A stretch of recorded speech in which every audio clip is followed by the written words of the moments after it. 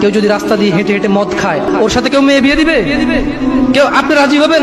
রাস্তায় ভাবে মদের বটল নিয়ে হাতে হাতে মদ খায়, এর কাছে মেয়ে বিয়ে দিবেন? কেন? এটা নির্লজ্জ লোক মদ হেঁটে হেঁটে খায় ওপেনে। এই ছেলেটাই কিন্তু ওপেনে নামাজ পড়ে না, আপনি মেয়ে বিয়ে দিচ্ছেন। আপনি নাকি ধার্মিক, হ্যাঁ? Cheating machine. আল্লাহ, আমি আপনাকে বদনাম করতে আসিনি, কিন্তু আপনি মিথ্যুক, এটা বুঝে নেন। তো আচ্ছা, আপনাকে মিথ্যুক বলার পর আমার কতটুকু লাভ হলো? 2-4 লাখ টাকা যাবে ঢুকেছে, ঠিক না?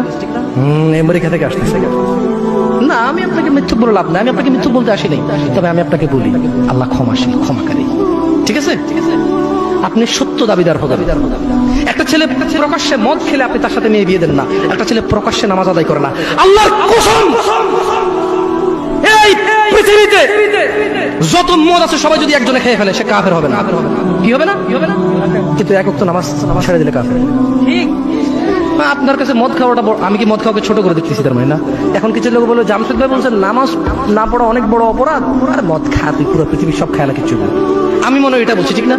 না, এরকম বুঝে ভাই, বুঝে এরকম অনেকে আছে বুঝে, এটা বুঝিয়েন না। আমি উদাহরণ দিয়েছি,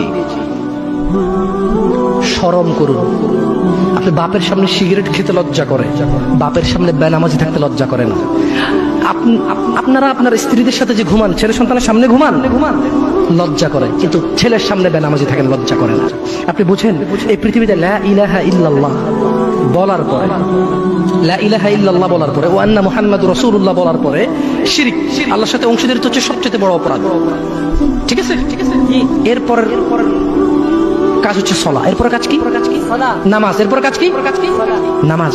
আপনি জানেন এই নামাজ না পড়লে মানুষ কাফের হয়ে যায়, অথচ মানুষ ন্যাংটা হয়ে হাঁটতে লজ্জা পায়, মানুষ প্রকাশ্যে মদ খেতে লজ্জা পায়, মানুষ প্রকাশ্যে দাঁড়িয়ে পেশাব করতে লজ্জা পায়, মানুষ প্রকাশ্যে প্রেমিকের সাথে কথা বলতে লজ্জা পায়, মানুষ বাপের সামনে সিগারেট খেতে লজ্জা পায়, মানুষ প্রকাশ্যে শুকুরের মাংস খাবে না, মানুষ প্রকাশ্যে সিগারেট খায় না, মানুষ প্রকাশ্যে গাঁজা খায় না, মানুষ প্রকাশ্যে নাচে না, মহিলারা প্রকাশ্যে গোসল করতে লজ্জা পায়, পুরুষরা প্রকাশ্যে পায়খানা করতে লজ্জা পায়, কিন্তু কেউ এত জঘন্যতম অপরাধ যা না করলে কাফের হয়ে যায়, প্রকাশ্যে সবাই আজান চলে, কেউ মসজিদে আসে না, কেউ লজ্জা পায় না।